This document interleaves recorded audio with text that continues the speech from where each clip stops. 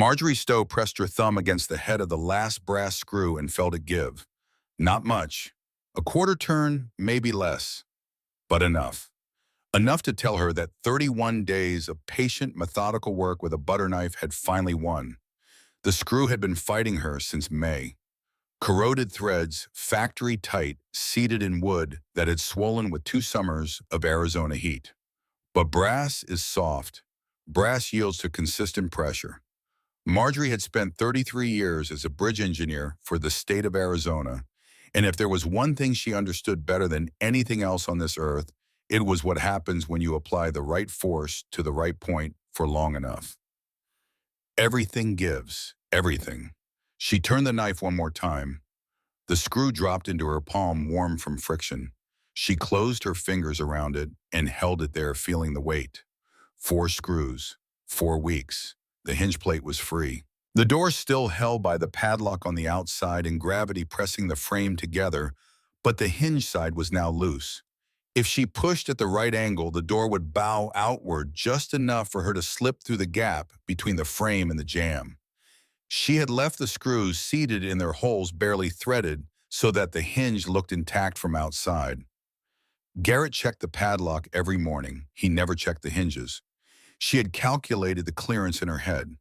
11 inches. Her shoulders were 13, but if she turned sideways and exhaled, she could compress enough to clear it. She had done the math lying on this cot at 3 in the morning, staring at a ceiling she had memorized down to every water stain and every crack in the drywall. The math worked. The math always worked. It was everything else that failed. She looked at the crack between the plywood sheets Garrett had screwed over the window. Not a real clock. Garrett had never given her a clock. But she had trained herself to track time by the angle of light that crept through that crack. Right now, the light was sharp and high. Late morning. Garrett left for work at 8 every day. His office was 22 minutes east. He had a meeting at 10:15 on Fridays. She knew this because she listened. Every morning when he opened the shed door and looked at her, the way a man checks on something he owns, she listened to him talk on his phone as he walked back to the house. She caught fragments, names, times, enough to build a schedule in her head the way she used to build load tables for cantilever spans. She had 90 minutes, maybe less. Marjorie pushed the door. It bowed outward where the hinges had released the padlock, holding the latch side firm, but the hinge side opening like a jaw. 6 inches, then 8. Enough.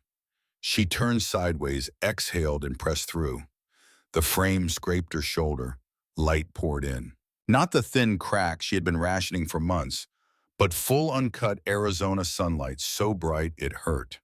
She turned her face away, squeezed her eyes shut, and for a moment she just stood there with the heat pressing against her skin like a hand she had forgotten existed. 104 degrees. She could feel it, could calculate it. A body loses approximately 1 liter of fluid per hour in dry heat above 100. She had roughly 1.5 liters in her system from the half cup of water she had allowed herself this morning. That gave her 90 minutes of safe movement before the dehydration turned dangerous. 90 minutes on the clock, 90 minutes in her body. The math lined up. It would have to be enough. She stepped forward. Her right knee buckled immediately. Not all the way, just enough to remind her that it owned her now. The arthritis had been grinding through that joint for 3 years, turning cartilage to powder bone, scraping bone with every step. Garrett had made sure she never saw a doctor for it. Garrett had made sure of a lot of things. Marjorie gripped the door frame and steadied herself. Her fingers were shaking. Not from pain, from something worse. From the knowledge that the man who had done this to her shared her blood, carried her name, and would check this shed in less than 90 minutes and find it empty.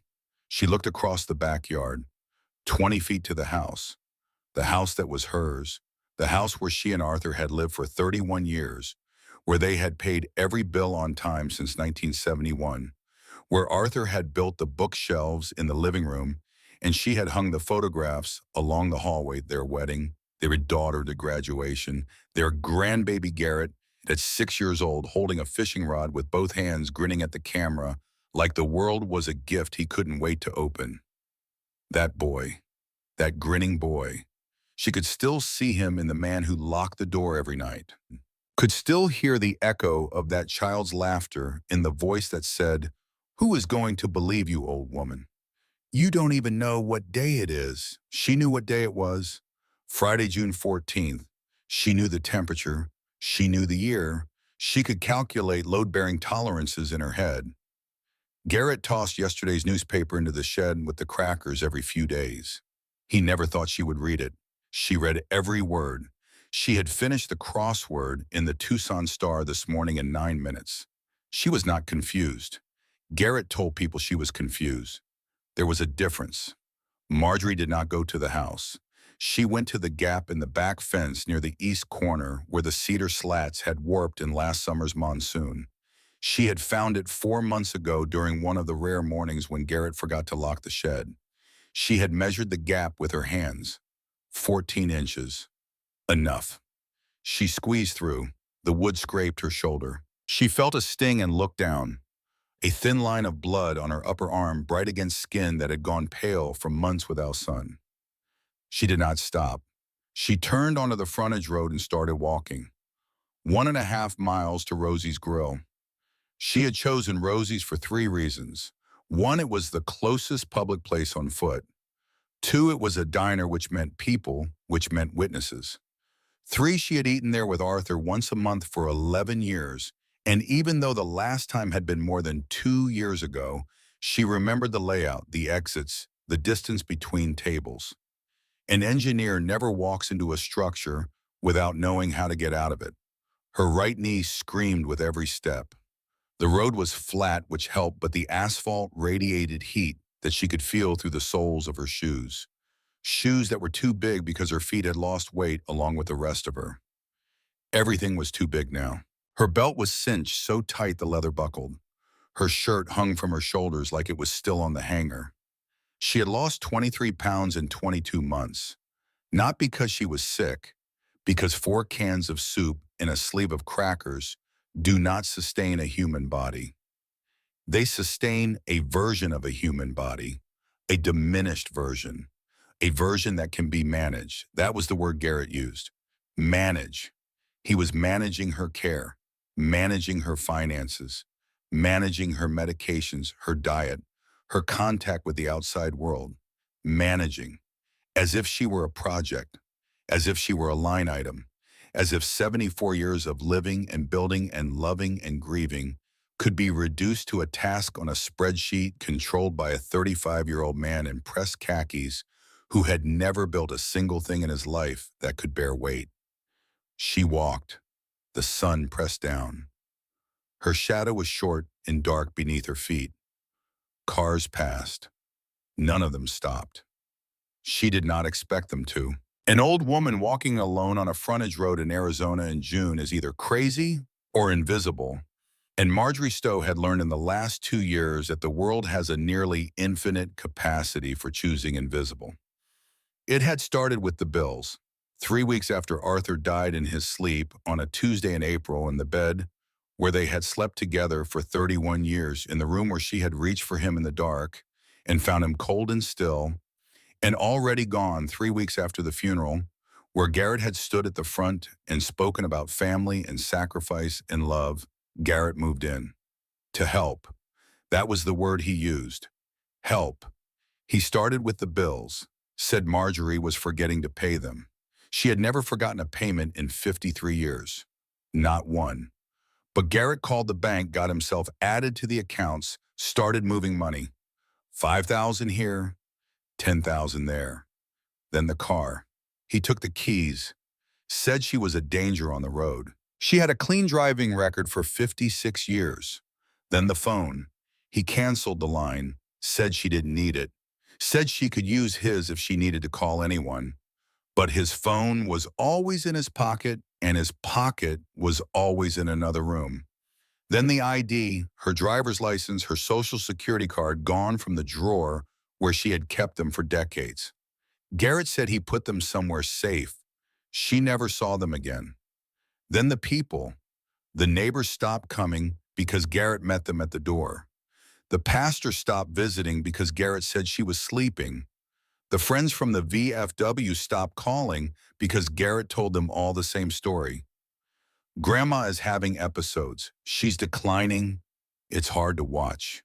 We're doing our best. We've as if there were a team, as if he were not the only one in the house, the only one controlling the locks and the food and the phone, and the story that everyone believed because Garrett was young and polite and clean cut and articulate, and he told it with a face so trustworthy that questioning him felt like an act of cruelty. Then a doctor came, a woman named Vivian Corbell. She came to the house. Garrett was in the room the entire time. She asked Marjorie questions, simple questions. What year is it? Who is the president? Count backward from 100 by sevens. Marjorie answered everyone correctly. Corbell diagnosed her with moderate to severe cognitive decline, wrote it on official letterhead right there in the kitchen, and Marjorie said, "That is not true. I answered everything right." And Corbell looked at Garrett, not at Marjorie. She looked at Garrett and she said, "This is very common. They don't recognize the decline." And Garrett nodded. And that was it. That piece of paper made Marjorie invisible. A diagnosis that turned a competent woman into a ghost in her own home, a patient to be managed, a problem to be contained. And then the shed. April 19th. Garrett said the house needed work, said it was temporary. He walked her to the shed in the backyard, the one Arthur had used for garden tools, the one Garrett had fitted with a cot and a plywood shelf and a bucket in the corner. When Marjorie came back from the bathroom, the padlock was on the door. She heard a click. That sound, metal finding metal, locking, sealing, erasing. She would hear that sound for the rest of her life. She wrote that in the notebook later. Wrote it on the page dated April 19th in handwriting so precise it looked like engineering specs, because when you have spent 33 years writing specifications where one wrong number can bring a bridge down, you do not get sloppy with the truth. You write it the way you build it, to hold. The notebook. That was hers. That was the thing Garrett never found because Garrett never thought to look. He thought she was broken. He told everyone she was broken. But Marjorie Stowe was not broken. She was building a case the way she had built bridges.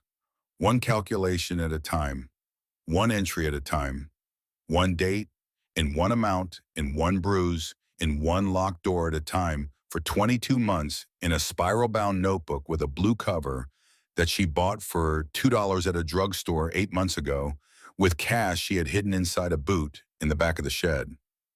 But that came later. Right now, she was walking 1.5 miles down a frontage road with a bad knee and a body running on half a cup of water, and the kind of determination that does not announce itself, the quiet kind, the kind that has been planning in silence for longer than anyone suspects. She reached the diner at 11:42.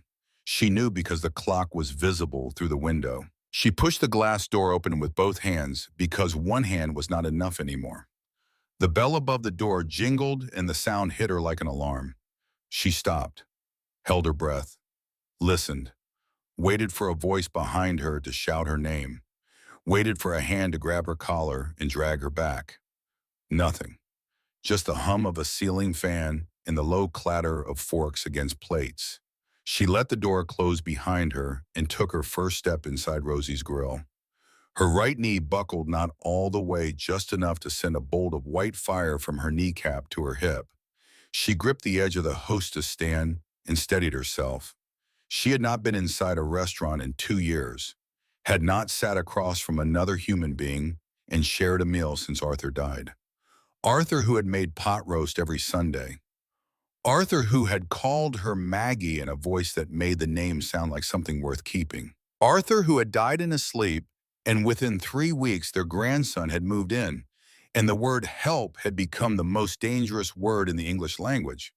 She scanned the room, booths along the windows, tables scattered across a tile floor that had seen better decades, a counter with red stools where a man in a trucker cap was working through a plate of meatloaf, a mother in the corner with 2 kids, a waitress with a blonde ponytail refilling coffee. Normal, all of it. Ordinary people living ordinary lives. and Marjorie Stowe standing among them like a ghost who had wandered out of her own grave. She approached the first table. Two men, mid-50s, baseball caps, plates, half-cleared, coffee still steaming. She stopped 3 feet away, close enough to speak, far enough not to crowd. She had rehearsed this in the shed, practiced the words in a whisper while Garrett's truck idled in the driveway. "Mind if I join you?" Her voice came out thin, cracked at the edges, like a door hinge that had not been oiled in years. The first man glanced at his buddy. A look passed between them. The kind of look people share when they have already decided. "Sorry, we're just finishing up." They were not finishing up. Their coffee was full. Their plates still had food on them. Marjorie could see the lie as clearly as she could see their faces. But she nodded. "Of course. Sorry to bother you." Second table, a woman mid-40s reading a paperback with a cracked spine. She looked kind. Marjorie thought she looked like someone who might say yes. "Ma'am, I'm sorry to bother you. Would it be all right if I sat here for a few minutes? I won't be any trouble." The woman smiled. It was the kind of smile that had the word no already built into it. "I'm actually waiting for someone." Sorry, she was not waiting for anyone. Her purse was on the chair across from her. A person waiting for someone does not put their purse on the other chair. Third table. A young couple sharing a plate of fries. The man looked up, and shook his head before Marjorie even finished the sentence. "We're good." Fourth table. An older woman with reading glasses on a chain around her neck. She looked at Marjorie's limp, her belt cinched so tight the leather buckled, her shirt hanging wrong. Her eyes filled with something that might have been pity. But pity does not pull out a chair. "I'm sorry, honey. I've got my things spread out here." She had a napkin and a glass of water. Fifth table, a man eating alone. Marjorie felt a surge of hope. A man eating alone might understand what it means to want company. "Excuse me, sir. Mind if I—" Taken. One word. He did not even look up from his phone. Sixth table, her knee was grinding now. Each step sent fire from her kneecap to her hip. She was leaning on chair backs like crutches, pulling herself across the diner, one table at a time. A couple in their 60s. The woman looked at her husband. The husband looked at Marjorie. "We're about to leave." They had just gotten their food. Seventh table, a man sitting by himself near the window. One chair, one person. Marjorie stopped in front of him. He held up his hand. "Sorry, buddy." Full up, full up. One man at a table for two. Full up. Marjorie Stowe stood in the middle of Rosie's grill. The room stretched around her in every direction. And every direction was closed. 7 tables, 7 refusals, not one of them cruel. That was the worst part. Nobody had been mean to her. Nobody had raised a voice or told her to get out. They had simply decided quietly, efficiently, without malice, that she was not their concern. And standing there, 74 years old with a bad knee and a stolen life, and 83 minutes left on a clock that only she could hear, Marjorie Stowe felt something crack inside her chest. Not her heart. Something older than that. Something that had been holding since Arthur died. Since the first time Garrett grabbed her arm. Since the first night in the shed. Hope. What cracked was hope. She almost turned around. Almost walked out. Almost limped that mile and a half back to the property and worked the latch with her butter knife and crawled back onto the cot and let the lock click behind her. Almost let this be the story of a woman who tried and failed and disappeared the way old women disappear in this country, quietly without fuss, without anyone noticing, until the mail stacks up and the smell starts. But then her eyes found the back corner. The table sat against the wall where the overhead light had burned out months ago. Nobody had replaced it. The shadow lay across the table like a blanket thrown over something the diner did not want people to see. A man sat there alone, broad shoulders that stretched a plain black t-shirt to its limits. Mid-40s, sunburned skin, dark blonde hair pulled back and tied off. A jaw that looked like it had been broken at least once, and set by someone who did not care much about symmetry. Arms that had done things arms are not supposed to do and carried the scars to prove it.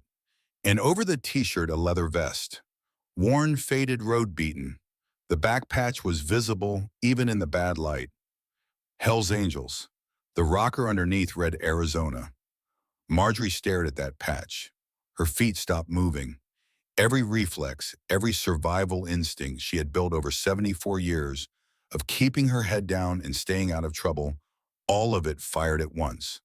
All of it said the same thing. Walk away. A man wearing that patch is not someone you approach. Not in a diner, not anywhere. You do not sit at his table. You do not ask him for anything. You keep your eyes forward and your mouth shut, and you thank God he did not notice you. Marjorie knew this, knew it the way she knew gravity, the way she knew that steel bends before it breaks. That low-bearing tolerances are not suggestions. That bridges fall when people ignore the math. But Marjorie was out of tables and she was out of time. She looked back at the door. 79 minutes now, maybe less. And outside that door was a mile and a half of desert road leading back to a shed with a padlock and a cot and a bucket in the corner and 4 cans of soup on a shelf that was getting emptier every week. She looked at the biker. He had not moved, was holding a black coffee, no sugar, staring at the far wall, not looking at anything, not looking at Marjorie, not looking at the room full of people who kept glancing toward his table and then glancing away. Marjorie took a step. Her knee buckled. She caught herself on the back of an empty chair. Another step. The limp turned each footfall into a collision heel, striking tile, the sound carrying through the quiet diner like a slow drum beat. She crossed the floor past the tables that had said no, past the people who had decided she was not their problem, past the counter where the waitress watched her with a coffee pot frozen in mid-pour.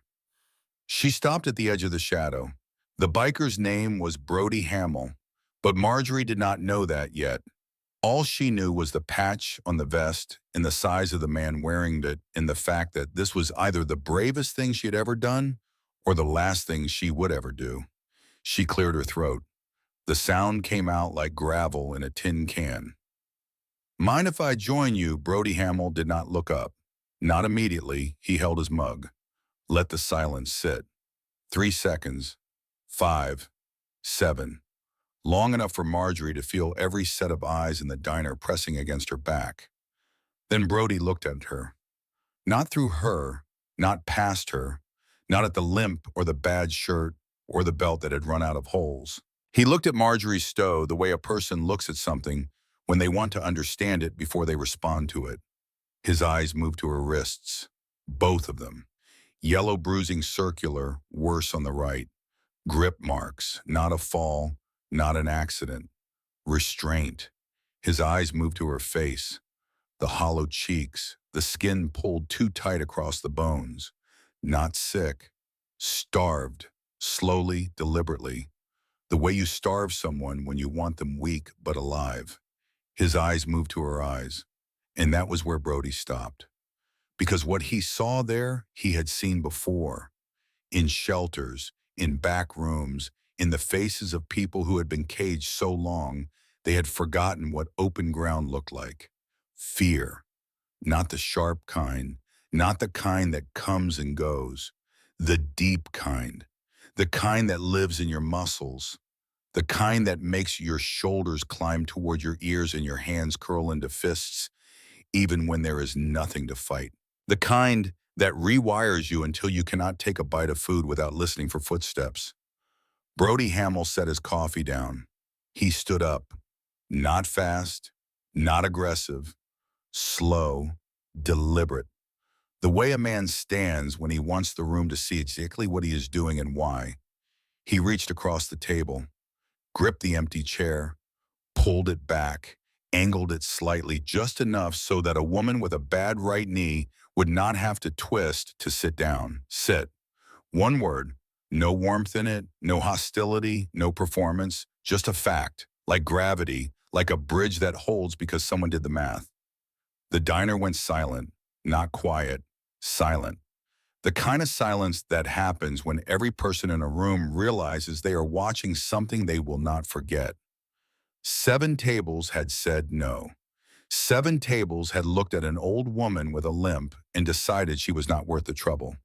And the Hells Angels biker in the back corner had pulled out a chair. Marjorie sat, slowly, carefully, lowering herself into the seat the way you lower yourself into water when you are not sure the ground underneath is solid. Her right knee cracked. Her hands gripped the table edge.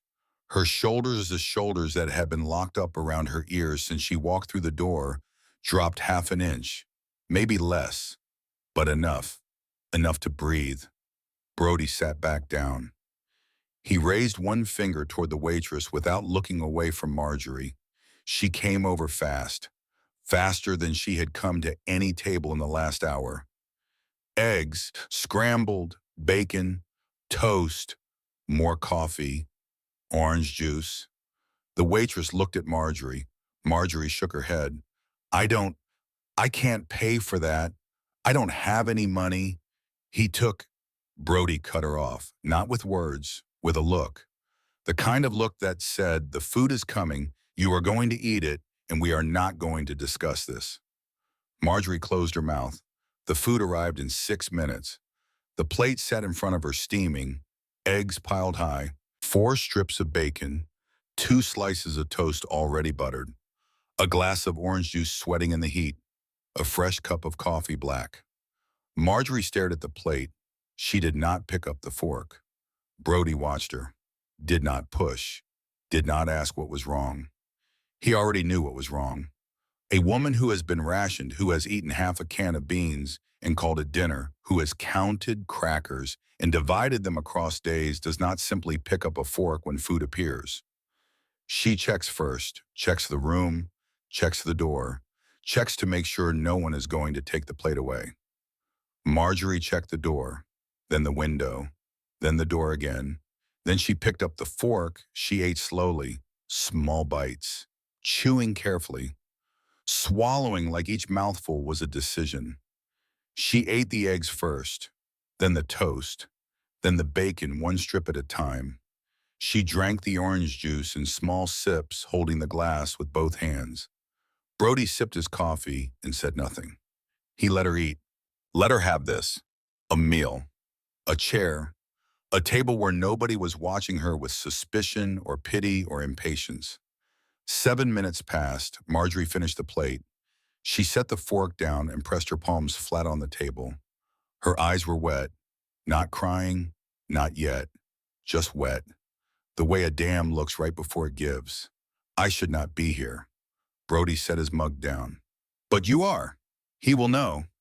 When he gets home and checks the shed, he will know I got out. Who? My grandson. Brody's expression did not change, but something behind his eyes shifted. Your grandson locks you in a shed. Marjorie's hands trembled against the table. It is not, he calls it the guest house. That is what he tells people. Converted garden shed. But there is a padlock on the outside. A cot. A bucket. Her voice dropped. The windows boarded from the outside. I have not seen out of that window in 6 months. How long? 2 years. Since Arthur died. He moved in, said he wanted to help. And the bruises on your wrists. Marjorie looked down at them. The yellow circles, the fingerprint pattern. She did not try to explain them away. She did not say she fell. She did not say it was nothing. He grabs me when I argue, when I say the money is mine, when I say I want to see a doctor. He grabs me and he says, Marjorie stopped, swallowed. Who is going to believe you, old woman? You don't even know what day it is. Do you know what day it is? It is Friday, June 14th. The temperature outside is 104 degrees. I worked 33 years as a bridge engineer for the state of Arizona. I can still calculate load-bearing tolerances in my head. I finished the crossword in the Tucson Star this morning in 9 minutes. I know exactly where I am, what day it is, and what I had for dinner 3 nights ago, which was half a can of beans because that is what was left. She looked at Brody with eyes that burned. I am not confused. He tells people, I am confused. There is a difference. The silence that followed was not empty. It was full of everything Marjorie had not been allowed to say for 2 years. Full of every time she had tried to tell someone and been dismissed, redirected, patted on the hand. Brody leaned forward, his forearms on the table, his voice low enough that nobody beyond this table could hear it. What did he take from you? The dam broke, everything. Marjorie told him everything. The money first. Garrett started with the bills, said she was forgetting to pay them. She had been paying her own bills since 1971. Never missed a payment on anything in 53 years. But Garrett called the bank, got himself added to the accounts, started moving money. 5,000 here, 10,000 there, 15,000 in one transaction 4 months ago. The total $237,000 in 22 months. Then the car, then the phone, then the ID, then the people, then the doctor. And then the insurance. Life insurance. $480,000. The beneficiary had been the VFW Post 549 in Tucson. She and Arthur had set that up years ago. Garrett changed it to his name. She found the paperwork in the kitchen trash under coffee grounds, like he wanted to hide it but did not think she would look. But you looked. I always look. That is what he never understood. He thinks I am broken. He tells everyone I am broken, but I am not broken. Marjorie leaned in. Her voice dropped to a whisper. I have a storage unit, rented it 8 months ago, paid cash from money I hid inside a boot in the back of the shed. Garrett does not know it exists. Inside that unit is everything. Bank statements, the insurance paperwork, the medical records, and a notebook. What kind of notebook? Spiral bound, blue cover, every page filled. Dates, amounts, what he said, what he did when the lock went on the door. When the food stopped. When he grabbed me when the doctor came. Everything. She paused. Her voice was steady now. The voice of a woman who had built things designed to hold. The first page says, if anything happens to me, this is why.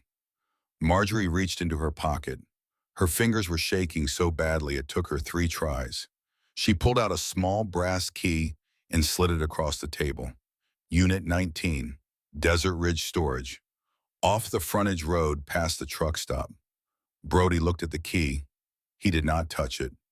If something happens to me, Marjorie said, somebody needs to know that unit exists. Somebody who will not ignore it. Somebody who will not be afraid of him. Why me? Marjorie looked at the Hells Angels patch, then back at Brody's face. Because 7 people in this room said no, and you pulled out a chair. She paused. A man who does that is not the man most people think he is. Brody picked up the key. He held it in his palm, closed his fingers around it. He could feel the weight of it, not the brass, but what it carried.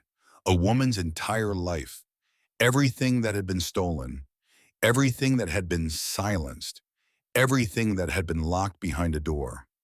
He put the key in his vest pocket. You have to go back. Marjorie's face crumpled, just for a second. Then she pulled it together. I know, not because you belong there, because if you don't, he will know something changed. Right now, the only advantage you have is that he thinks you are broken. Let him keep thinking that. How long? Not long. I need a few days. A few days. Marjorie repeated it like a sentence being handed down. A few days in the shed. Can you hold? Marjorie looked at her hands, the bruised wrists, the shaking fingers. She pressed her palms flat on the table until the trembling stopped. I have held for 2 years. I can hold a few more days. She stood. The knee cracked. She gripped the table edge and pulled herself upright. She stood there for a moment looking at Brody Hamill, a man she had known for 45 minutes. A stranger with a leather vest and a coffee mug in a chair that he had pulled out for no reason other than that someone needed to sit down. You did the right thing walking in here today. Marjorie's eyes filled.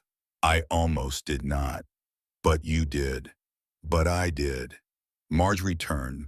She limped across the diner floor past the 7 tables, past the people who had said no past the waitress who held the door open for her. The bell jingled as she stepped out into the heat, and every single person in that diner watched her go. Brody sat alone at the back table. He held his coffee, the key pressed against his chest through the vest pocket. He stared at the empty chair across from him, the one he had pulled out for a stranger, and he thought about what Marjorie had said. If anything happens to me, this is why. Brody picked up his phone. He dialed a number he knew by heart. It rang twice. Tank, I need you and Crank at the shop tonight. 9 o'clock. A pause on the other end. Then Tank's voice low and rumbling. What is going on? Brody looked at the empty chair one more time. Someone asked me for help and I said yes. Tank showed up at 8:45. He always showed up early. That was the thing about Rex Hadley. 310 pounds, hands like engine blocks, a jaw that looked like it had been poured from concrete. And the man had never been late for anything in his life. He had done 18 months in Florence for breaking a man's orbital bone in a bar parking lot. The man had been dragging a woman by her hair. Tank had asked him once to stop. The man swung. Hank did not ask again. He served his time, came out, and never once said he would do it differently. He walked into Brody's shop, pulled a stool from under the workbench, and sat without a word. He could read Brody's posture the way most people read headlines. Something was wrong, something heavy. So Tank sat and waited. Crank arrived at 9 on the dot. Virgil Ashford, 58 years old, lean, quiet, the way a blade is quiet. He had been in the club longer than anyone in the chapter. He spoke maybe 30 words on a good day, and 20 of them were the ones that mattered. He leaned against the door frame and crossed his arms and looked at Brody. Close the door. Crank closed it. Brody pulled the brass key from his vest pocket and set it on the workbench. He told them everything. Every word Marjorie had said. The grandson, the shed, the padlock, the money, the insurance, the doctor, the bruises, the notebook, the storage unit. He told them how Marjorie had walked across the diner floor on a knee that could barely hold her. How 7 tables turned her away. How the old woman had stood in the middle of the room with nowhere left to go and walked to the one table everyone else avoided. When Brody finished, Tank was gripping the edge of the stool so hard the metal was bending under his fingers. How old did you say she was? 74, and the grandson locks her in a shed, padlock on the outside, cot inside, bucket in the corner, window boarded shut. Tank stood up. The stool scraped against the concrete floor. Give me the address. No, give me the address, Brody. Sit down. I am not going to sit down. You just told me a 35-year-old man is keeping his own grandmother in a cage and starving her. Give me the address and I will handle it tonight. Brody's voice did not rise. It lowered. That was worse. Everyone who knew Brody knew that the louder men get, the less dangerous they are. Brody got quieter. You go to that house tonight and break that kid's jaw, which is what you want to do, which is what I want to do. And Marjorie Stowe goes into the system. Ward of the state, some facility in Phoenix where she does not know anyone and nobody knows her. And Garrett walks, gets a lawyer, plays the victim, tells the judge a biker gang attacked him in his home. The story writes itself. We lose. Marjorie loses. Garrett wins. Tank's chest was heaving. His fists were clenched at his sides. So what do? We do it right, Crank spoke. First words all night. My cousin Nora works in the county attorney's office. Pima County. She is a legal assistant, but she has got the DA's ear. If this is what it looks like, she can move it. How fast? Fast enough. They drove to Desert Ridge Storage in Crank's pickup. No bikes, no patches, no vests. 3 men in a truck that looked like every other truck on the road at 10 o'clock on a Friday night. Crank drove. Tank rode shotgun. Brody sat in the back with the brass key turning between his fingers. The storage facility was the kind of place where people put things they did not want to deal with. Chain link fence, orange roll-up doors, a security light that buzzed and flickered every 30 seconds. Unit 19. Brody slid the key in. The lock turned smooth. Marjorie had kept it oiled. A woman locked in a shed who still had the discipline to oil a lock she could only use in secret. That told Brody something. That told him everything. The door rolled up. Inside, a single file box sat on the concrete floor. Nothing else, no furniture, no clutter, just the box. Like Marjorie had stripped her entire life down to the one thing that mattered and placed it here where Garrett could not touch it. Brody opened the box. Bank statements stacked in chronological order. Every withdrawal highlighted in yellow. 5,000 on March 10th, 8,000 on April 2nd, 3,000 on April 19th, 10,000 on May 5th, 15,000 in a single transaction on June 1st. The numbers kept climbing month after month, after twine. Yellow highlights screaming from the paper like bruises in her ledger. Tank picked up the insurance policy. Read it once. Read it again. $480,000.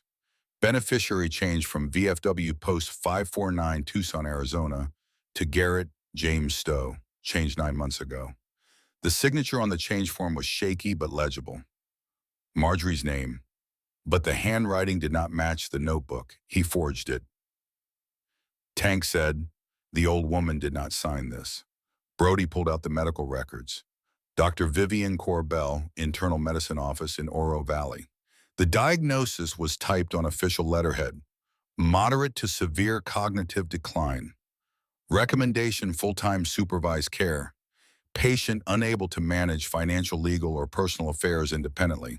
The date on the report was 2 days after Marjorie's crossword time was 9 minutes. And then Brody found the notebook.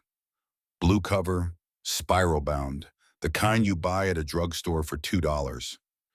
He opened it to the first page. The handwriting was small, tight, controlled.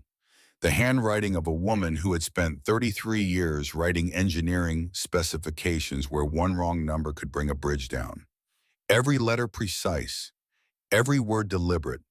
If anything happens to me, this is why. Brody read, March 12th. Garrett took the checkbook today. I asked for it back.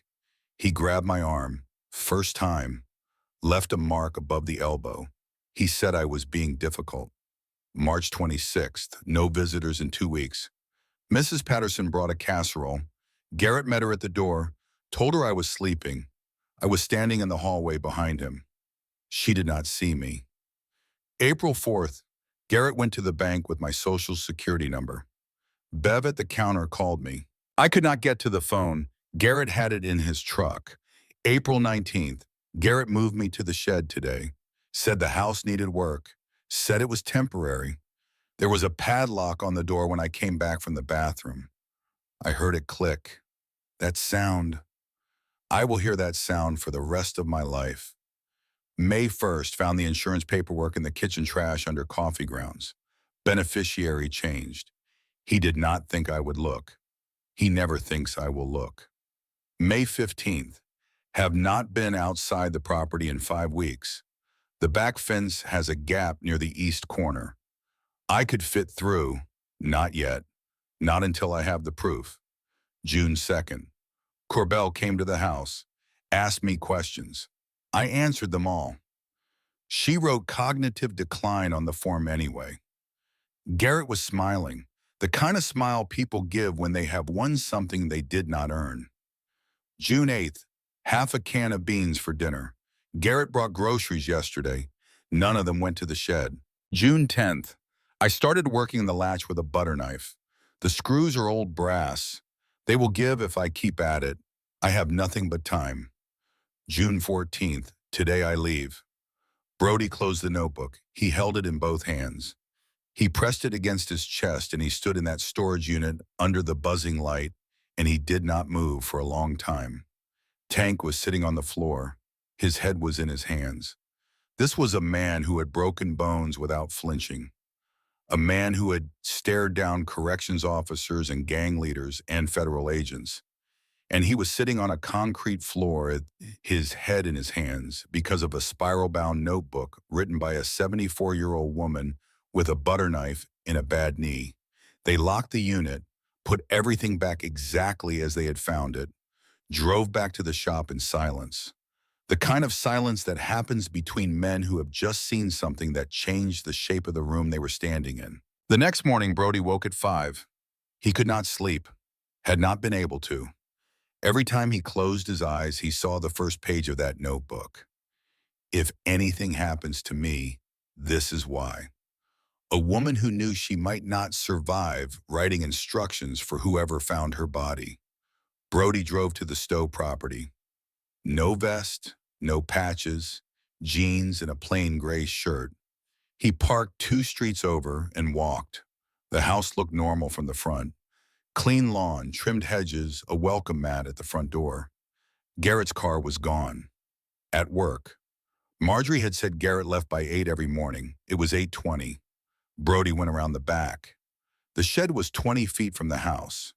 The padlock hung in place, looking closed from 10 feet away. But up close, Brody could see it. The shackle was resting in the body, but not clicked home.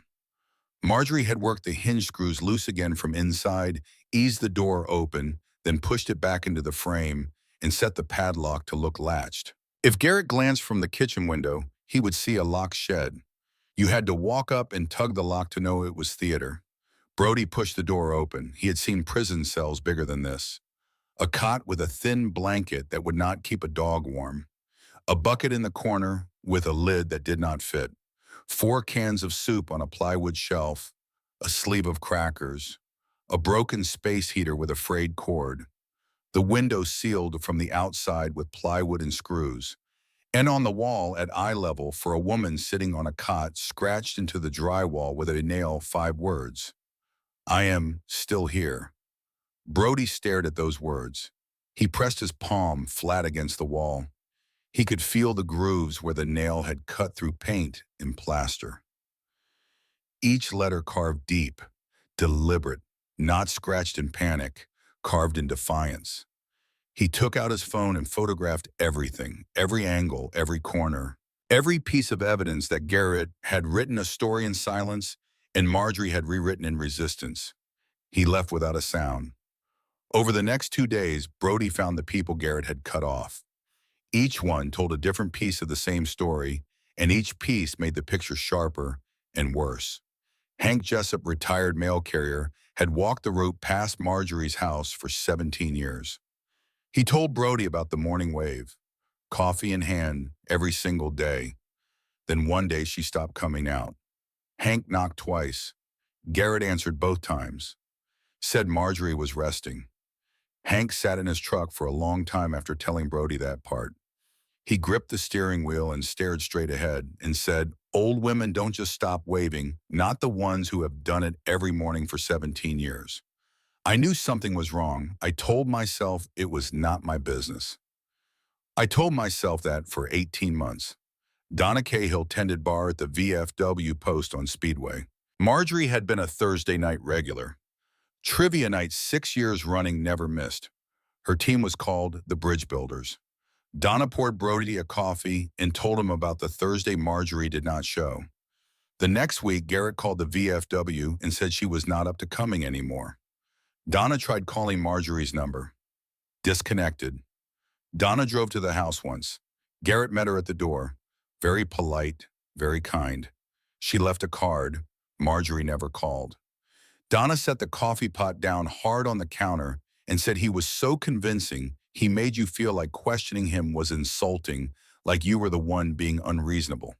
Bev Hollister, bank teller at First National, was the one who had tried the hardest and been defeated the most completely. She remembered the day Marjorie leaned across the counter, her eyes darting toward the door, her voice barely above a whisper. This is not right. He is taking it all. Bev had called Adult Protective Services that same afternoon. A caseworker visited the house 3 days later.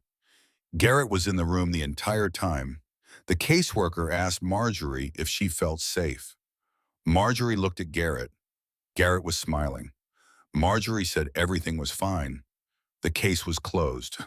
Bev looked at Brody across the bank counter and said 6 words that made him pull his truck to the side of the road afterward and sit there for 10 minutes staring at the steering wheel. The system believed the younger voice, 6 words that explained everything. Why the bank did not freeze the account. why the caseworker closed the file, why the neighbors stopped asking, why the pastor stopped coming, why an entire community looked at a 74-year-old woman who was screaming for help and heard nothing.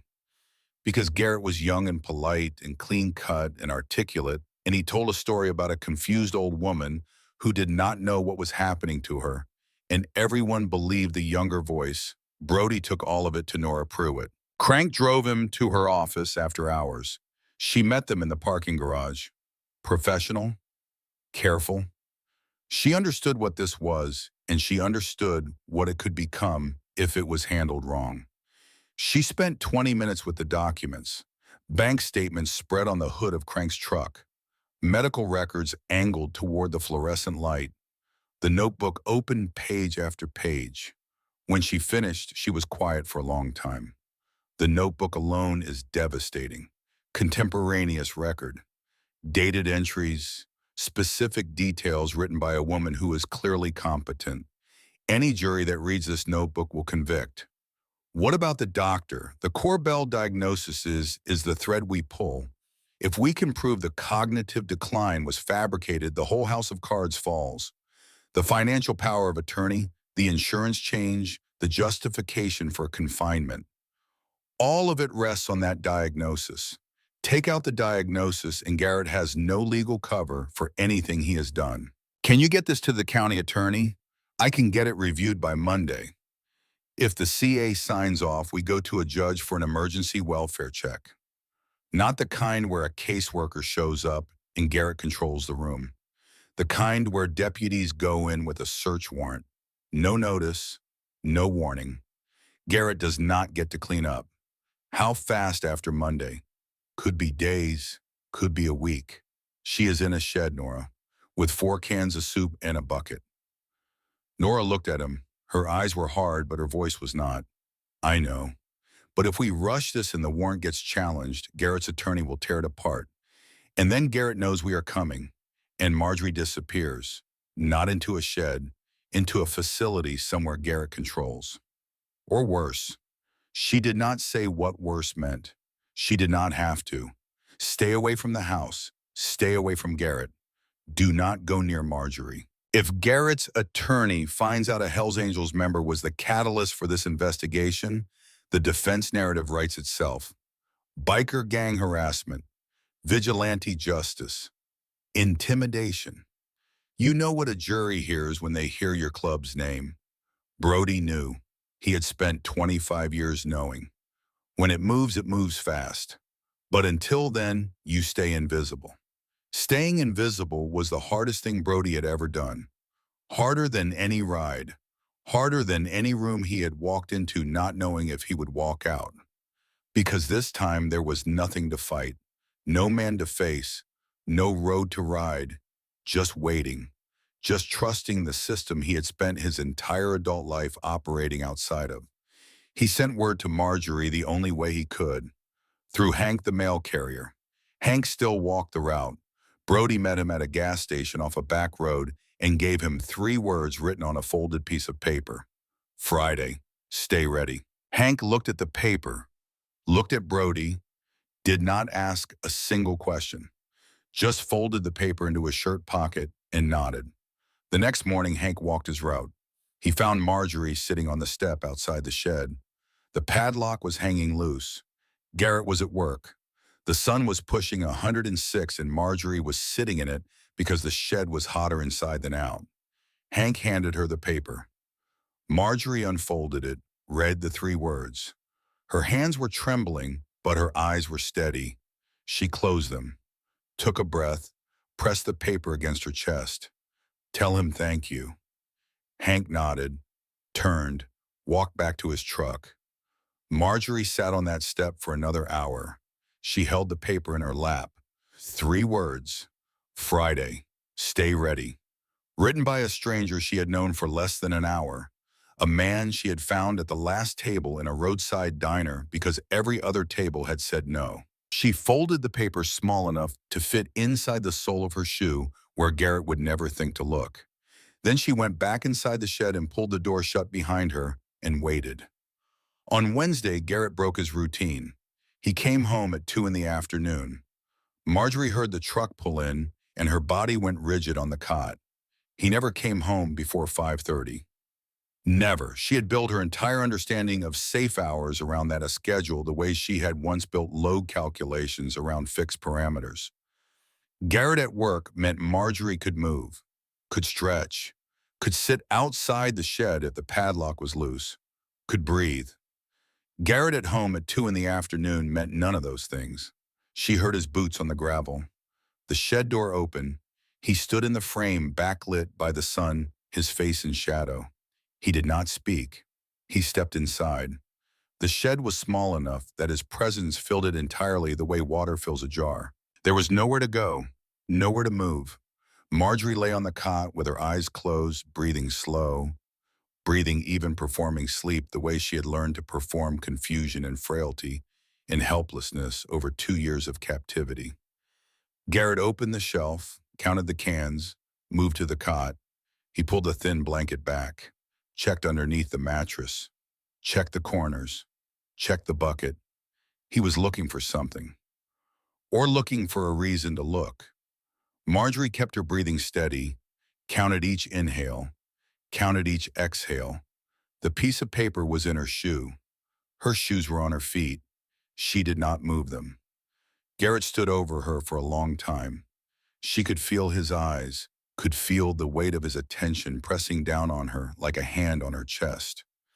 He was trying to read her the way he always tried to read her, looking for cracks, looking for defiance, looking for any sign that the woman he had put in this shed still had fight in her. Marjorie gave him nothing. She had been giving him nothing for 2 years. It was the one thing she was better at than he was. He could control the locks and the food and the phone and the story, but he could not control what she showed him. And she had learned in 22 months on this cot that the most powerful thing a caged woman can do is convince her captor that the cage is working. Garrett stepped back. The boots crunched on concrete. The door closed. The padlock clicked. That sound. Metal finding metal. She heard his truck start, heard the tires crunch down the driveway. Marjorie opened her eyes. She stared at the ceiling. Her heart was slamming against her ribs so hard she could feel it in her teeth. But her hands were still, pressed flat against the cot. Still. 2 more days. Thursday passed. Thursday night, she ate the last can of soup, cold because the hot plate Garrett had promised never came. She scraped the can clean with a plastic spoon, set the empty quite in the shelf next to the other 3 empties. 4 cans, 4 days. The shelf was bare now. Friday morning. Garrett's alarm went off at 6:30. She heard it through the wall. She heard the shower, heard him dress, heard his footsteps cross the kitchen. He came to the shed at 7:15 the way he did every morning, opened the padlock, looked inside, confirmed she was on the cot, confirmed the bucket was in the corner. He never spoke. He just looked, the way a man checks on livestock. You need anything, the same question every morning. The same tone, the same expression of mild concern, part of the performance. Marjorie shook her head. Garrett nodded, closed the door. The padlock clicked. His truck started at 7:20. The tires crunched down the gravel. The engine faded. Marjorie sat on the cot. Her hands were in her lap, her thumbs pressed together. Her knee was throbbing, but she did not move. She sat and she waited and she counted the hours the way she had counted every hour for the last 2 years. Except this time she was counting towards something. At 9:45, 2 Pima County Sheriff's cruisers turned onto the road that led to the Stowe property. Behind them, an unmarked sedan carrying the APS caseworker and the victim's advocate from the county attorney's office. No sirens, no lights. Garrett was at work. His office was 22 minutes away. Nora had confirmed his schedule. He had a 10:15 meeting with a client, but Garrett had a security camera on the front porch. A detail he had never mentioned to Marjorie. A detail Marjorie did not know about. A detail that would change everything. The deputies pulled into the driveway at 9:58. Deputy Sarah Montoya, 8 years on the force, stepped out first. Her partner, Deputy James Caldwell, 19 years, walked to the front door. The caseworker and the advocate stayed by the sedan. Caldwell knocked. No answer. Knocked again. Nothing. Montoya walked the perimeter. She found the backyard. She found the shed. She saw the padlock. Caldwell. Back here. Caldwell came around the house. He looked at the padlock. Looked at Montoya. That is a residential padlock on an exterior door, on a structure with a sealed window. Warrant says we open it. Caldwell radioed dispatch. Confirmed the warrant number. Confirmed authority to breach. Then he pulled bolt cutters from the cruiser and walked back to the shed. The padlock resisted for exactly 1 second. Then the jaws bit through and the lock dropped to the dirt like a dead thing. Montoya pulled the door open. Marjorie was sitting on the cot. She was holding the butter knife, the same one she had used on the hinges for weeks. She was gripping it in her right hand, not as a weapon, as a tool, the only tool she had, the thing that had opened the door when nothing else would. She looked up at the deputies. Her eyes were wet. Her hands were shaking, but her voice was clear. Is it Friday? Montoya felt something seize in her chest. She had been on the force 8 years. She had seen domestic violence. She had seen neglect. She had pulled children out of houses that no child should have been in. But something about those 3 words, is it Friday? Spoken by a 74-year-old woman sitting on a cot in a locked shed holding a butter knife. Something about the way she asked it, not with fear, with hope. Yes, ma'am. It is Friday. Marjorie closed her eyes. Her shoulders dropped. The butter knife fell from her fingers and clattered on the concrete floor. She pressed both palms flat on the cot and she breathed. In and out. In and out. The way a person breathes when they have been holding for so long they forgot what letting go felt like. My name is Marjorie Stowe. I live here. This is my property. My grandson locked me in this shed. He has been doing it for 2 years. Caldwell photographed the words on the wall. I am still here 3 times from 3 different angles. His hands were steady, but his jaw was tight. 22 miles away, Garrett Stowe's his phone buzzes. The security camera app, motion detected, front porch. He opened the notification and saw 2 sheriff's cruisers in his driveway. His face did not change. That was the thing about Garrett. His face never changed. He stood up from his desk, told his office manager he had a family emergency, drove home at exactly the speed limit. A man in a hurry attracts attention. Garrett never attracted attention. He pulled into the driveway at 10:27. The deputies were already in the backyard. The caseworker was sitting with Marjorie on the back steps. The advocate was on the phone. Garrett stepped out of his truck. He straightened his shirt. He walked toward them with the expression he had practiced in mirrors and perfected in living rooms, in church lobbies, in bank offices. The concerned, loving, slightly overwhelmed caregiver. Officers, what is going on? Is everything okay? Is my grandmother all right? We are executing a welfare check pursuant to a judicial order. Can you tell me about the structure in the backyard? The shed. Of course. We converted it. Grandma likes to sit out there. She has always been independent, does not like being in the main house all day. There was a padlock on the exterior of the door. For the animals. Coyotes come through the neighborhood. Your grandmother was inside when we opened it. She likes to nap out there. She probably closed the door herself. The lock was on the outside, sir. I must have locked it out of habit when I left for work. I check on her every morning. I must have locked it without realizing she was inside. Oh God, is she okay? That is completely my fault. Smooth, fluid, every answer ready before the question finished. Then Montoya asked the question that had no rehearsed answer. Sir, can you explain why the window of that structure is sealed from the outside with plywood, and why your grandmother has bruising on both wrists consistent with physical restraint? Garrett's mouth opened. Nothing came out. For the first time, the script had run out. He stood in his own driveway in his pressed shirt and his leather shoes, and he had nothing left to perform. I want to call my lawyer. The paramedics arrived at 10:41. As they guided Marjorie past Garrett in the driveway, she stopped, turned her head, looked at her grandson. Not with anger, not with hatred, not with the broken, submissive eyes Garrett had spent 2 years manufacturing.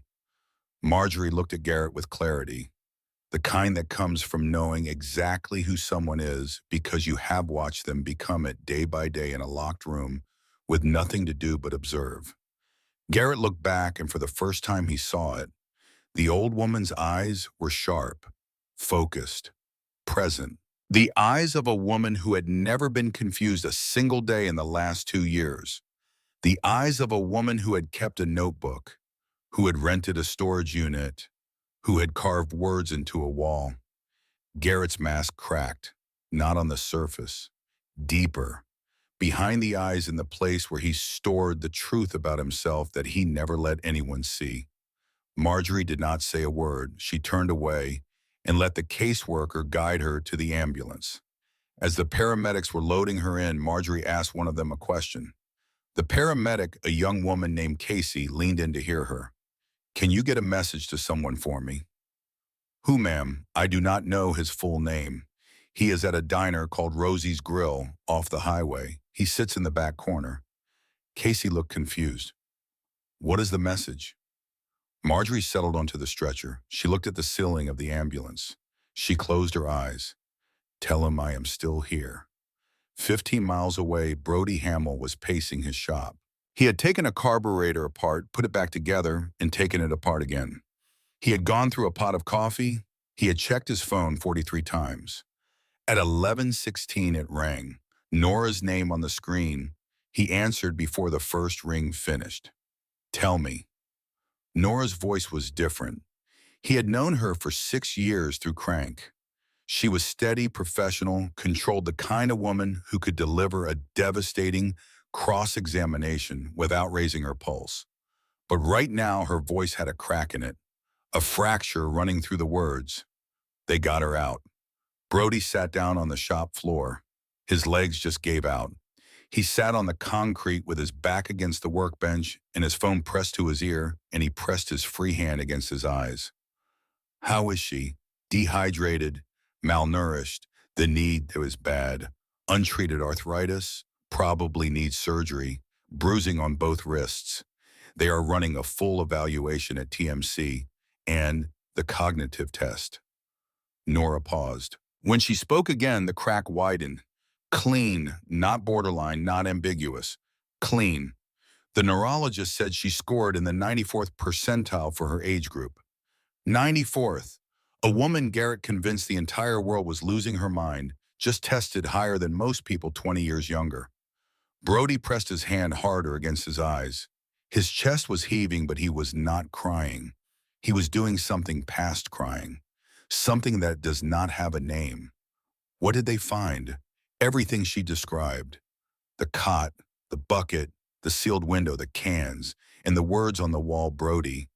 The deputies photographed them. "I am still here," scratched into the drywall with a nail. Nora stopped. Then her voice shifted, softer now, almost breaking. "There is something else." When the paramedics were loading her, she asked them to deliver a message. She said she did not know the man's full name. She said the man sits in the back corner of a diner called Rosie's Grill off the highway. Brody could not speak. She said to tell you I am still here. The phone was silent for a long time. Two people breathing, not talking, just existing in the shared space of a phone call that carried more weight than either of them could hold alone. Charges. Monday. The county attorney is reviewing everything this weekend. Elder abuse, financial exploitation, unlawful confinement, fraud. We are pushing for maximum on every count. And the doctor, Corbell, she is next. The fabricated diagnosis is the keystone. We pull that out, and everything Garrett built collapses. 6 weeks passed. Marjorie Stowe healed the way a structure heals when the stress load is finally removed. Not all at once, not without creaking, but steadily, measurably, the way an engineer would track it if she were building a chart of her own recovery. She gained 14 pounds. The hollows in her cheeks filled. Her hair was trimmed, neat, parted the way Arthur had always liked it. She wore a blue button-down shirt tucked in buttoned correctly, every button in the right hole. Her hands rested in her lap steady. The arthritis medication was working. Her knees still ached, but the grinding had eased. She had walked from the parking lot to the hospital cafeteria without gripping a single chair back, without leaning on anything, without asking anyone for help. The neurological evaluation at Tucson Medical Center confirmed what Marjorie had never stopped knowing. Her mind was hers, had always been hers. 94th percentile across all cognitive domains: memory, executive function, language, visual spatial processing, attention, not borderline, exceptional. A woman Garrett had convinced the entire world was disappearing had been building bridges in her head the entire time.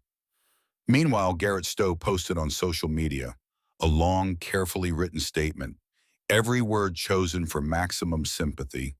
He wrote about sacrifice, about giving up his career to care for the only family he had left, about the heartbreak of watching his grandmother decline, about false accusations born from misunderstanding and confusion.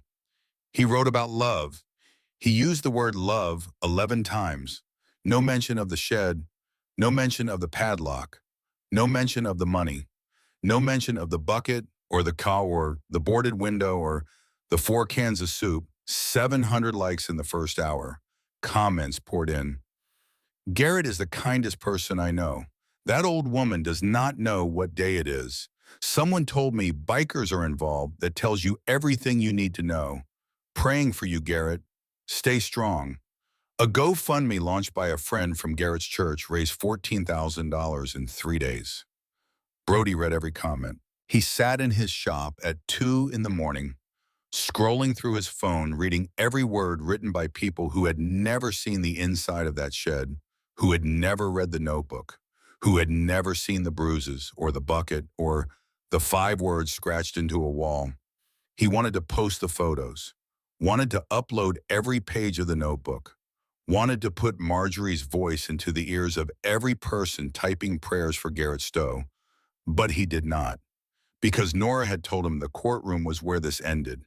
And Brody, for the first time in her life, trusted the courtroom. Then 1 week before trial, something happened that nobody expected. Nora called at 8 in the morning. She did not say hello. Corbell flipped. Brody sat up. Dr. Vivian Corbell called the county attorney's office directly this morning. She said 4 words. I want to cooperate. Why? Because we subpoenaed her records. All of them. Not just Marjorie's file. Everything. And when her attorney saw what we were pulling, he told her the math was not in her favor. What did she give up? Nora took a breath. When she spoke, her voice was the voice of a woman who had spent 14 years in prosecutorial work and thought she had seen the worst of what people do to each other. She was wrong. It is not just Marjorie. It was never just Marjorie.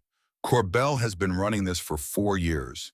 She identifies elderly patients through free health screenings at churches' senior centers, GIBFW halls. She targets people who live alone or with a single family member. She builds a relationship. Then she connects them with what she calls a caregiver coordinator. Garrett, he moves in, takes over finances, isolates the patient, and Corbell provides the medical cover. The cognitive decline diagnosis, the paperwork that makes everything look legal on the surface. How many, Nora? Nora was quiet, too quiet. Nora. How many? 7. 7 confirmed victims. Marjorie was number 7. Brody stood up. He walked to the shop door and pressed his forehead against the metal and closed his eyes. Did any of them? Yes. 1 word. The worst word. Walter Fenn, 83 years old, 11 months ago, found outside his home in January. The temperature that night was 24 degrees. Death certificate said natural causes. His insurance paid out 2 weeks later. $420,000. The beneficiary had been changed 9 months prior. A nephew connected to Garrett through Corbell's network. Brody's hand was flat against the door. He could feel the metal under his palm, or maybe that was him. The door of Walter's house was locked from the inside. The air left the room, every molecule of it. Brody stood with his forehead against the door, and he felt something shift inside him that would never shift back. An 83-year-old man who had survived Korea, who had survived 40 years of marriage and the loss of his wife and the loneliness that came after, who had survived everything a life can throw at a man, had frozen to death on his own property because someone locked him out of his own house in January and let the night do the rest. And it was written off as natural causes, and the insurance paid, and the world moved on. If you had not been sitting in that diner, Nora said, her voice barely holding Marjorie Stowe, would have been Walter Fenn. The trial started on a Wednesday, and the courtroom was full before the doors officially opened.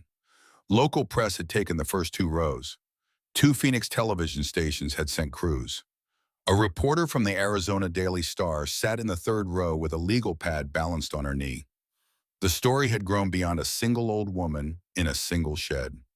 7 victims, a dead man named Walter Fenn, a doctor who had weaponized her medical license, a network that had been operating in plain sight for 4 years, while an entire community looked the other way. And in the middle of the gallery, sitting where she had sat every Sunday for 20 years, next to a man named Arthur, who used to hold her hand during the sermon, Marjorie Stowe took her seat. She did not look at Garrett. Garrett sat at the defense table in a navy suit and a white shirt and a tie that someone had probably picked out for him. His hands were folded. His posture said, "I am a good man who has been wrongly accused."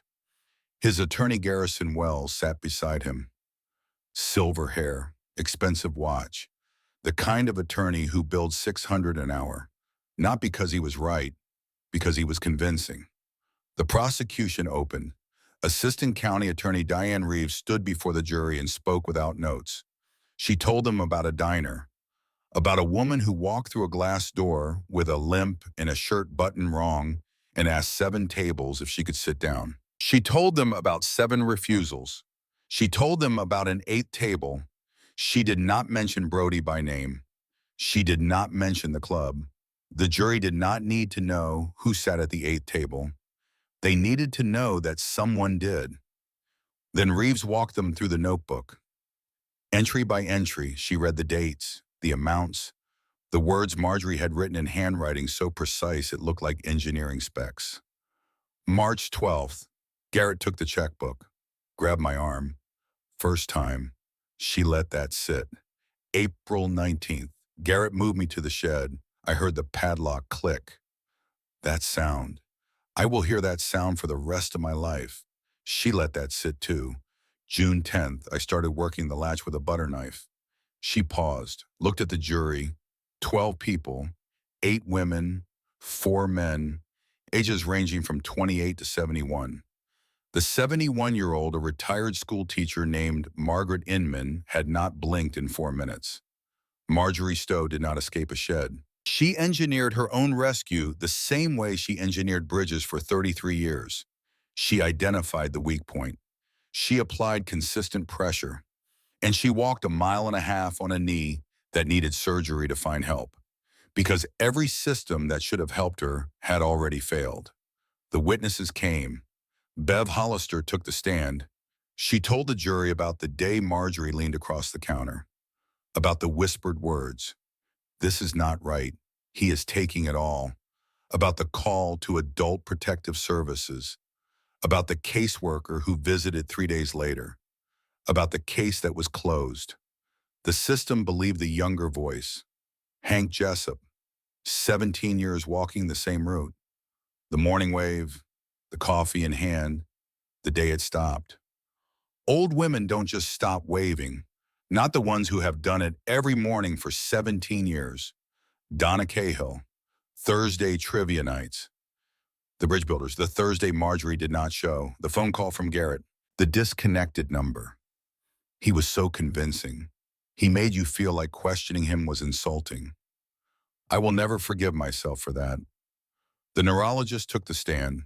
Dr. Patricia Velasco, board certified, 22 years of practice, Marjorie Stowe scored in the 94th percentile for her age group across all cognitive domains. Her cognitive function is not only intact, it is remarkably strong. I have tested thousands of patients. Marjorie Stowe has one of the sharpest minds I have encountered in a woman her age. Wells cross-examined, pushed on cognitive fluctuation, suggested the evaluation was conducted under favorable conditions. Velasco listened to each question. Then she answered with the precision of a woman who had spent 22 years in a field where precision was the difference between a correct diagnosis and a destroyed life.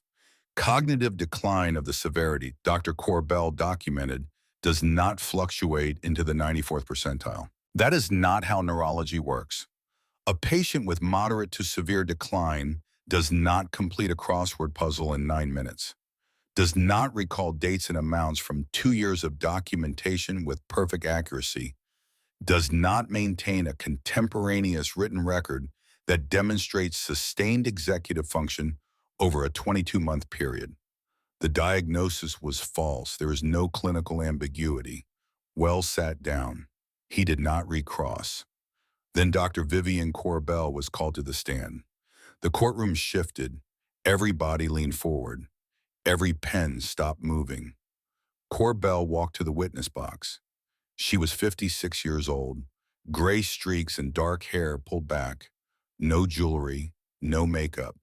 She wore a plain black dress and she sat down and she folded her hands and she did not look at Garrett.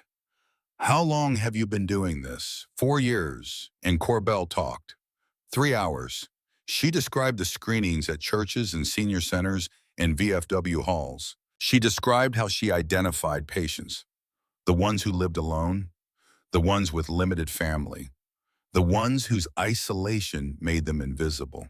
She described Garrett, how she had connected him with patient after patient, how he moved in, how he took over, how she provided the paperwork, the diagnosis, the medical justification that made everything look legal on paper. 7 victims, 7 elderly men and women who had been targeted, diagnosed, isolated, and drained, some still alive, some in facilities where they had been placed by the very people who were robbing them, and one of them was dead.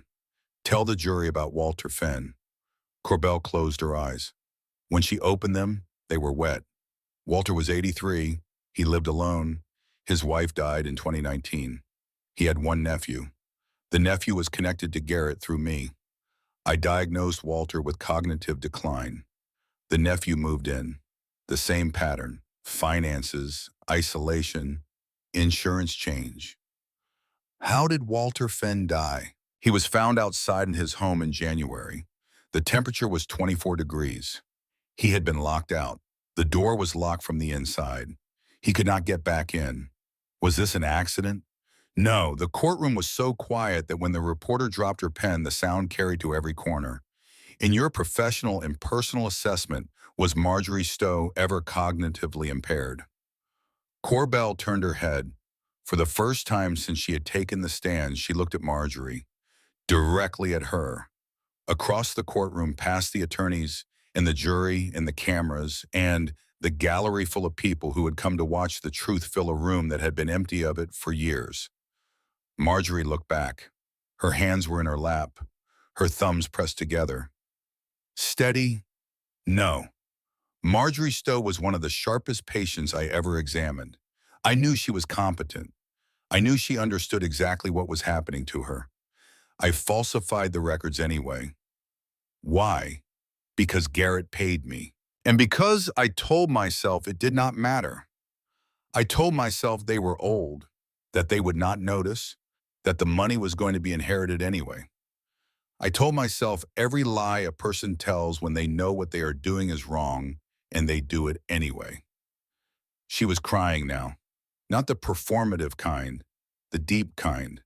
The kind that comes from the place where you store the things you did that you can never undo. I was wrong. And Walter Fenn is dead because I was wrong. The jury deliberated for 3 hours and 47 minutes.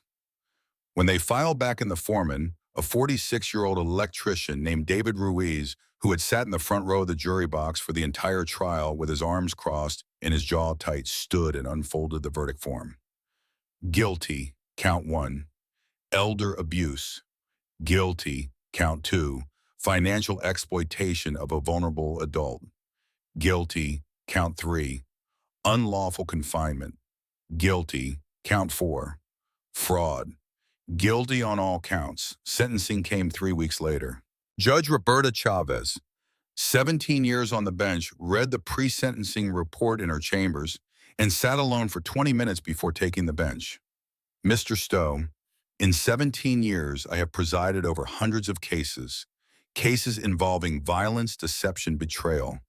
But I have never seen a case as calculated, as methodical, or as cruel as this one. You did not act in a moment of rage. You did not act under duress. You constructed a system designed to erase your grandmother of a person. You stole her money. You stole her freedom. You stole her credibility. And you did it while smiling, while attending church, while coaching children, while accepting praise from a community that believed every word you said. 24 years, maximum on every count, consecutive. The deputies moved toward Garrett. They led him past the gallery. As he passed Marjorie, he looked at her, his mouth open. A word formed, maybe an apology, maybe an excuse, maybe one last performance. Marjorie looked back. Her eyes held no hatred, no rage, no satisfaction, not even relief, just clarity. The clearest, steadiest thing in the room. The eyes of a woman who had carved "I am still here" into a wall and meant every letter. Garrett closed his mouth. The word died. The deputies walked him through the side door. It shut behind him with a sound that had more finality than any verdict. Not a slam, not a bang, just a click. Metal finding metal, a lock closing. The same sound Marjorie had heard every night for 2 years. The same sound she had written about in the notebook. That sound. I will hear that sound for the rest of my life. But now it was Garrett on the other side. Corbell received 7 years reduced for cooperation. She would testify against 2 others in the network. Walter Fenn's death was officially reclassified as a homicide investigation.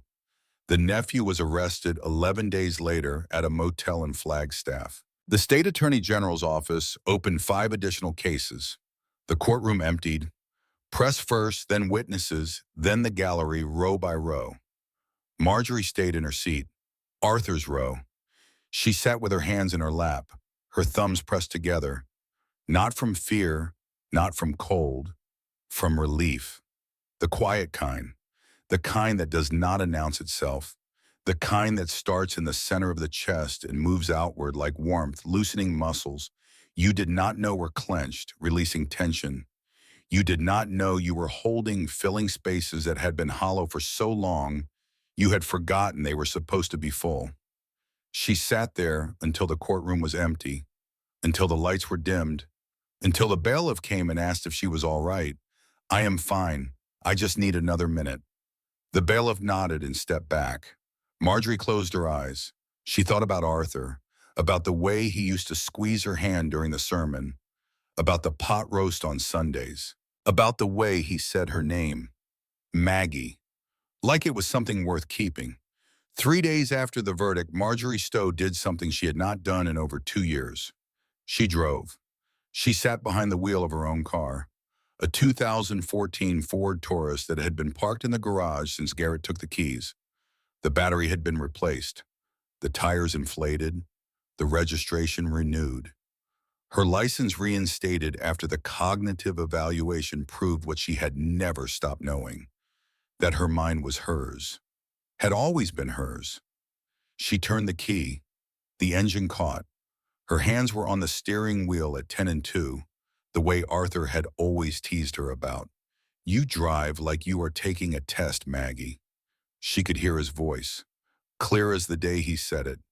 She pulled out of the driveway, her house, her mailbox with the name Stowe on the side that Hank the mail carrier had polished without being asked the day Marjorie came home from the hospital. Her front porch where she had stood every morning with coffee for 17 years, waving at a man who walked the same route every day. She had waved at Hank this morning, first time in 2 years. Hank had waved back and then turned away fast, but not fast enough. Marjorie saw him press his sleeve against his eyes. The drive to Rosie's grill took 18 minutes. Her knee ached when she pressed the brake pedal. The arthritis would never fully heal. The surgeon had said as much, but the medication had taken the grinding down to a dull throb. And a dull throb was something Marjorie could work with. She had worked with worse. She had calculated load-bearing tolerances for bridges that spanned rivers and canyons and highways. A knee was nothing compared to a cantilever. She parked in the same lot, stepped out, stood for a moment, let the sun hit her face, let the heat wrap around her the way Arizona heat does. Total unforgiving and strangely honest. The desert does not pretend to be something it is not. Marjorie walked to the door, pushed it open with one hand, because one hand was enough now. The bell jingled. The waitress looked up. Same girl, blonde ponytail. She had been there the day Marjorie walked in with a limp and a shirt button wrong and asked 7 tables for a place to sit. She had watched every refusal. She had held the door when Marjorie left.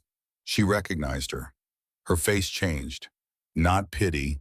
She had looked at Marjorie with pity the first time. This was different. This was something closer to respect, something closer to awe, because the woman standing in the doorway was not the woman who had limped through it 2 months ago. This woman stood straight. Her shirt was tucked in. Her hair was trimmed. Her eyes were calm. Welcome back. Thank you. Marjorie looked toward the back corner, the table against the wall where the overhead light still had not been replaced. 2 months and nobody had changed that bulb. Maybe nobody ever would. Maybe that table was meant to sit in shadow. Maybe some things happen in the dark because that is the only place they can. Brody was already there. Same chair, same worn leather vest with the patch that made people cross the street and lock their doors and look the other way. Same dark blonde hair pulled back and tied off. Same jaw that had been set wrong and never corrected. Same arms that stretched the sleeves of a black t-shirt. Same coffee black, no sugar. And across from him, the second chair was already pulled out, angled slightly, just enough so that a woman with a bad right knee would not have to twist to sit down. The same gesture, the same quiet act that had changed everything. Marjorie crossed the diner floor. Her steps were steady. The limp was there. It would always be there, but it no longer owned her. She walked past the other tables, past the people eating their lunches and drinking their coffees and living their ordinary lives. None of them looked at her the way they had looked at her the first time. None of them turned away. She reached the table. She stood there for a moment, looking at the chair, looking at Brody. Neither spoke, not because there was nothing to say, because the things that needed saying lived in a space that words could not quite reach. They lived in the space between 2 people sitting across from each other in a roadside diner. One who had asked a question nobody wanted to hear, and one who had answered it with a single word in a chair. Marjorie sat down. Her knee cracked. An old sound, a familiar sound, but not a frightening one. Not anymore. Brody looked at her for a long time, studying her the way he had studied her the first day. Not through her, not past her, at her. You look better. I eat 3 meals a day now. Good. And I sleep in a bed, a real bed, with a pillow and a blanket that actually covers my feet. Brody almost smiled. Almost. The corner of his mouth moved a fraction of an inch. That will do it. Marjorie flagged the waitress. She came over fast. Eggs, scrambled, bacon, pancakes, toast, coffee, orange juice. The waitress wrote it down, then looked at Brody. Same for you, just coffee. She left. Marjorie settled into her chair. She pressed her palms flat on the table. A habit, a reflex from 2 years of pressing her hands against surfaces to stop them from shaking. But they were not shaking now. 24 years. Maximum on every count. Consecutive. The judge called it the most calculated case of elder abuse she had seen in 17 years on the bench. Brody nodded. He turned his coffee mug between his hands slowly, the way he always did. Corbell got 7, reduced for cooperation. She is testifying against 2 others in the network. And Walter Fenn. Marjorie's voice changed, dropped lower, rougher. The way a voice drops when it is carrying something too heavy for the throat. They reclassified it. Homicide. The nephew was arrested in Flagstaff. Walter was 83 years old. He survived Korea. He survived 40 years of marriage and the loss of his wife and the loneliness that came after. He survived everything a life can throw at a man. And he died in 24-degree weather because someone locked his door from the inside and walked away. Brody set his mug down. If I had not gotten that latch open, if I had not walked that mile and a half, if you had not been sitting at this table, but you did, and I would be Walter. You are not Walter. No, I am not, because of you. Brody shook his head. The motion was slow, deliberate. The way he did everything. No, because of you. You kept that notebook, Marjorie. Every date, every amount, every word he said. You rented that storage unit, paid cash, hid money in a boot. You carved your name into a wall. You worked a latch with a butter knife for weeks. You walked a mile and a half on a knee that should have put you on the ground. You did all of that before I did anything. You pulled out a chair. You walked to the chair. 7 people said no. And you kept walking. That is not me, Marjorie. That is you. I just happened to be sitting here. You did not just happen to be sitting here. Marjorie leaned forward. Her voice was steady, firm, the voice of a woman who had spent 33 years giving specifications that held up bridges. 7 people in this room looked at me and decided I was not worth the trouble. You looked at me and pulled out a chair. That is not happenstance. That is a choice, and that choice is the reason I am alive. Brody was quiet. He turned the mug. Then he spoke, lower than Marjorie had ever heard him. My old man was 68 when he got sick. Lungs, 40 years of Marlboros. He moved in with my sister because he could not live alone anymore. Her husband did not want him there. Did not say it to his face. Said it in other ways. Moved him to the back bedroom. Stopped cooking for him. Stopped talking to him. My old man called me twice. First time he said he was fine. Second time he did not say anything. Just breathed. I could hear him breathing, and I knew he was trying to tell me something, but the words would not come because he had been alone so long, he had forgotten how to ask for help. Brody stopped, picked up the mug, set it down without drinking. I drove 6 hours, got there at midnight, found him in the back bedroom, thin, had not eaten in days. His clothes were dirty. He looked at me and the first thing he said was, I did not want to bother anyone. He died 4 months later in a VA hospital. I was holding his hand and the last thing he said to me was, I wish I had asked sooner. He looked at the table, at his hands, at the mug. When you walked across this diner, Marjorie, I saw my old man. I saw a person who needed somewhere to sit and was running out of people to ask. And I thought about what would have happened if someone had pulled out a chair for my father. If someone had looked at him, really looked at him and said, you can sit here, you are welcome here, you are not a burden. He looked up. That is what, because you asked, because you needed a chair, because I had one. And because my old man taught me that the worst thing in this world is not cruelty, it is indifference. It is a room full of people who see someone struggling and decide it is not their problem. Marjorie reached across the table. She put her hand on Brody's forearm. Not a handshake, not a pat, a grip, firm, steady, the grip of a woman who had spent 33 years building things that held. Your father raised a good man. Brody did not respond, but he did not pull his arm away. They sat like that for a moment. 2 people in a roadside diner. 74 and 45. One who had survived a locked shed in a stolen life and walked a mile and a half on a broken knee to ask a question nobody wanted to hear. One who had answered it because his father died, wishing he had asked sooner. The food arrived. Marjorie ate. Real bites. Full bites. She buttered the pancakes and poured too much syrup and ate them in big, unashamed mouthfuls. She ate the bacon with her fingers. She drank the orange juice in 3 long pulls. She spread jam on the toast strawberry and bit into it with her eyes closed because it tasted like something she had forgotten she was allowed to enjoy. She did not check the door. She did not check the window. She did not scan the room for threats. She did not brace for the plate to be taken away.